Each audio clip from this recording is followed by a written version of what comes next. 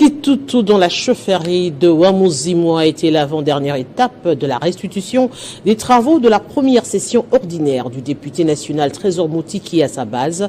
Le meilleur élu du territoire de Mwenga a eu un accueil chaleureux de ses électeurs qui trouvent en lui l'espoir de faire entendre leur voix au niveau de Kinshasa. Pas de confusion, le député de proximité, comme on l'appelle déjà ici, Trésor Moutiki Lutala, n'est pas en campagne électorale, il vient juste remercier sa base pour les élections du 23 décembre 2023.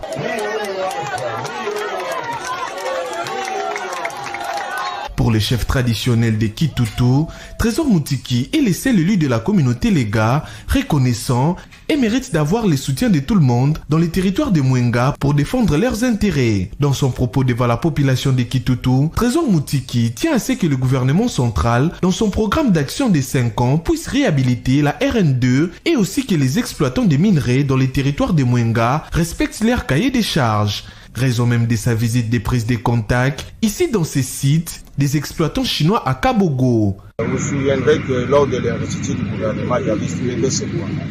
J'avais fait même une lettre et une question écrite auprès du ministre des Mines pour savoir plus sur les dossiers d'exploitation illicite de minerais dans mon territoire de Mwenga. Raison pour laquelle je suis sur terrain. J'ai voulu avoir les éléments détaillés ayant trait à l'exploitation des minéraux par les étrangers, notamment les Chinois à Mwenga. Et là, je me retrouve devant un site de Chinois. On refusait même que je puisse accéder pour vérifier et visiter ce qui se passe là-dedans.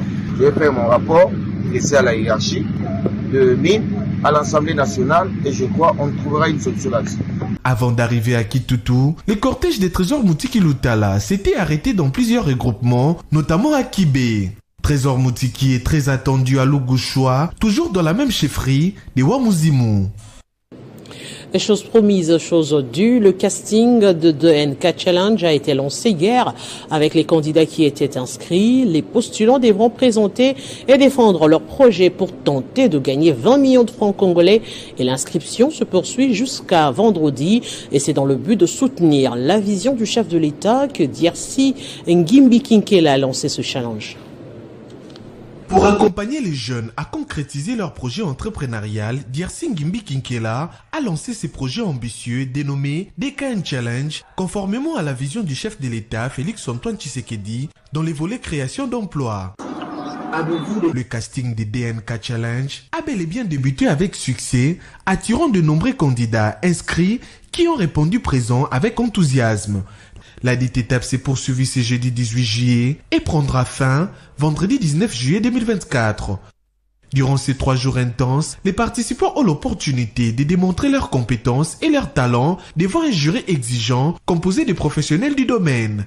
Après leur passage qui consistait à décrire leur projet, quelques candidats n'ont pas manqué de mots quant à cette opportunité leur accordée par le jeune patriote congolais Diersi Ngimbi Kinkela. Petite entreprise, on vient à peine de commencer, donc nous avons besoin de financement. C'est en cours de réalisation, mais le moyen financier, j'en ai pas.